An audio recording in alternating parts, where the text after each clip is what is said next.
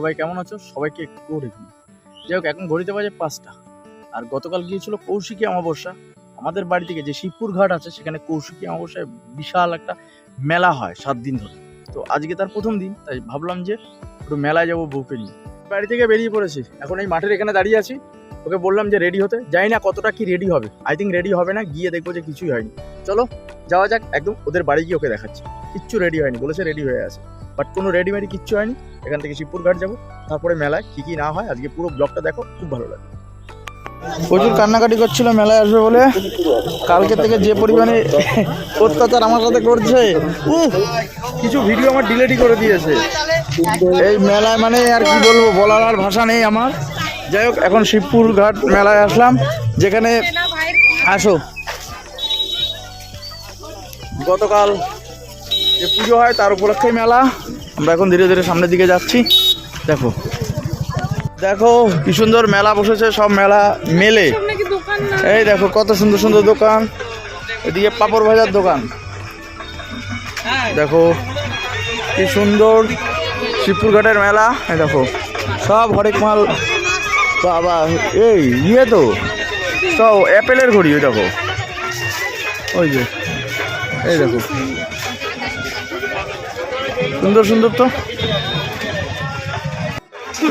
দেখি আমি ধুলোবালির জন্য ইয়েতে ইয়ে লাগছে, খারাপ লাগছে না, খারাপ লাগছে না তোমার? সুন্দর সুন্দর ফুল। এদিকে আসো, এদিকে আসো, দেখো আসো আসো আসো আসো। আমরা শিবপুর ঘাটের মেলায় এসেছি দুজনে। দেখো যে পরিমাণে রাগ আর অভিমান ছিল কি বলবো। আর এখানে সুন্দর সুন্দর কাঠের জিনিস আছে। সিংহাসন দেখবে? দেখো সিংহাসনগুলো, হ্যাঁ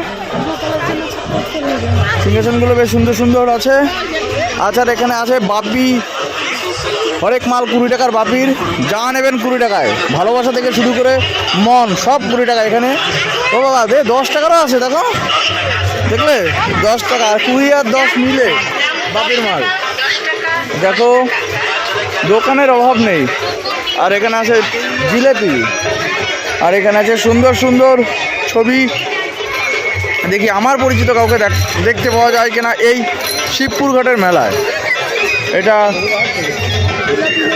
দেখো ধীরে ধীরে এবার আমরা প্যান্ডেলের ভিতরে প্রবেশ করব। হ্যাঁ, যেখানে তারা মায়ের পুজো হচ্ছে। চলো তাহলে ধীরে ধীরে প্রবেশ করি আর তোমাদের কাছে সমস্ত কিছু শেয়ার করি। আর এই পাশটা দেখেছো লম্বা লাইন, এখানে না জলের বন্দোবস্ত করেছে পুজো কমিটি। হ্যাঁ, জল খাওয়ার জন্য লম্বা লাইন দিয়েছে। তারপরে এখানে আছে মেয়েদের ভালোবাসা নিয়ে এক দাদা দাঁড়িয়ে আছে। এই যে এখানে আরেক দাদাও মেয়েদের ভালোবাসা নিয়ে দাঁড়িয়ে আছে। সত্যি কথা বলতে মেয়েরা কানের দেখলে না পাগল হয়ে যায়। যাই হোক, এখন পাগলামি ছাড়ি, এখন মাকে দর্শন করব বলে ভিতরে প্রবেশ করা যাক। কিন্তু মাকে প্রবেশ করার আগে বাবাকে দর্শন করতে হবে, বাবাকে প্রণাম করতে হবে, তারপরে মায়ের দর্শন হবে। হ্যাঁ, তার মানে প্রথমেই আমাদের মহাদেবকে প্রণাম করে ভিতরে ঢুকতে হবে। এই দেখো দেবাদিদেব মহাদেব একদম সামনে। এখানে সবাই আবার দেবাদেবীদেবের সামনে ছবিও তুলছে। যাই হোক, আমরা আর ছবি তুললাম না, আমরা তোমাদের কাছে ব্যাপারটা শেয়ার করলাম। চলো এবার ধীরে ধীরে তারা মায়ের দিকে যাওয়া যাক। তারপরে যেটা চোখে পড়লো, এই লম্বা লাইন। ভাবলাম এই লম্বা লাইন কিভাবে প্রবেশ করব, কিভাবে ভিড় ঠেলে ওই তারা মায়ের কাছে যাব। আমরা তো ভেবেই অবাক। তারপরে ভাবলাম যে তারা মা আমাদের সব ব্যবস্থা করে দেবে, ঠিক আমাদের বন্দোবস্ত করে দেবে তারা মায়ের কাছে যাওয়ার জন্য। তারপরে দেখলাম যে এই লম্বা লাইনটা আছে এই যে মায়ের ভোগের প্রসাদের জন্য। এই লম্বা লাইনটা একদম পুজো মণ্ডপের ভিতরে প্রবেশ করেছে, সেই জন্য তো এত ভিড়। চলো আমরা এবার এই ভিড়টাকে ঠেলে একদম তারা মায়ের কাছে যাওয়া যাক।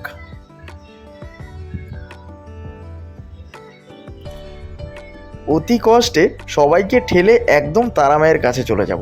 আমি আর অর্পিতা দুজনেই প্রবেশ করলাম পুজো মণ্ডপের একদম ভিতরে। গিয়ে দেখলাম এদিকে ঢাক বাজাচ্ছে আর এদিকে তারা মায়ের পুজো কমপ্লিট হয়েছে। যাই হোক, কী অপূর্ব লাগছে তারা মাকে। শিবপুর ঘাট একদম মেতে উঠেছে। পায়রাডাঙ্গা শিবপুর ঘাট এই তারা মায়ের পুজোয় একদম মেতে উঠেছে। আজকে না বাউল গানেরও বন্দোবস্ত আছে, সেই জন্য তো এত লোক। এদিকে একদম ঢাক পিটিয়ে মাকে পুজো করা হচ্ছে, সেই জন্য ভাবলাম যে পুজোর প্রসাদও নিয়ে নেওয়া যাক। আমি আর অর্পিতা দুজনেই ডিসাইড করলাম ফল প্রসাদ দুজনেই নেব। দুজনেই পুজোর প্রসাদ নিয়ে নমস্কার করে আমি তো একদম খাওয়া শুরু করলাম। তারপরে অর্পিতাও ধীরে ধীরে গেল এবং পুজোর প্রসাদও নিচ্ছে। হঠাৎ করে পুজো কমিটি অ্যানাউন্স করলো যে পুজো মণ্ডপের ভিতরে যেই লম্বা লাইন দেওয়া আছে সেটা এবার বাইরে যেতে হবে, কারণ এখন বাউল গান আরম্ভ হবে। সেই জন্য এই লম্বা ভিড় আর পুজো মণ্ডপের ভিতরে থাকা যাবে না।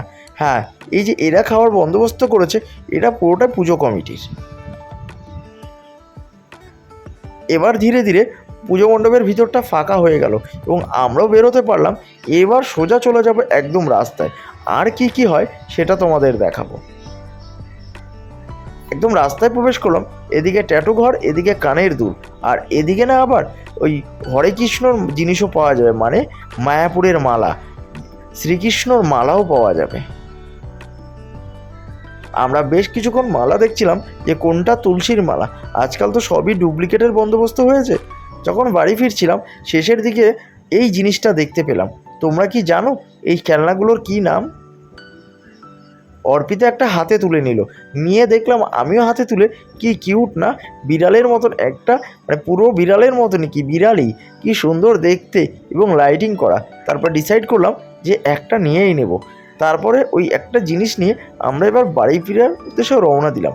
কিন্তু ওই যে মায়ের ভোগের প্রসাদ নেওয়া হয়নি, তাই সেই জন্য রাস্তায় লম্বা লাইন দিয়ে দিলাম। আমরা দুজনে লম্বা লাইন দিলাম ভোগের প্রসাদ নেব বলে। এই দেখো লম্বা লাইন। প্রথমে ভেবেছিলাম যে শর্টকাট হবে আর অল্প একটু লাইন, তারপরে দুজনে চোখ ভালো করে দিয়ে দেখলাম যে না গাইস, পুরোটাই ভুল। এই লম্বা লাইন অতিক্রম করে আমাদের ভোগের প্রসাদ নিতে হবে। দেখো মায়ের প্রসাদ নিতে গিয়ে একটু তো কষ্ট করতেই হবে, কথায় আছে কষ্ট করলে কেষ্ট পাওয়া যায়। সেই জন্য লম্বা লাইন দিয়ে এই তারা মায়ের প্রসাদ নেব। দেখো তারা মায়ের বোকা ছেলের ব্যবস্থা করেছে। হ্যাঁ, অনেকেই এখানে ভোগের প্রসাদ খাওয়ায়, যার যার মনস্কামনা পূর্ণ হয় তারা এই খাবারের বন্দোবস্ত করে এবং আমরা সেই ভোগের প্রসাদ পাই। ভোগের প্রসাদ না সত্যি খেতে খুব ভালো লাগে। ধীরে ধীরে লাইনগুলো এগিয়ে যাচ্ছে এবং আমরাও ভোগের প্রসাদের একদম সামনে গিয়ে পৌঁছালাম।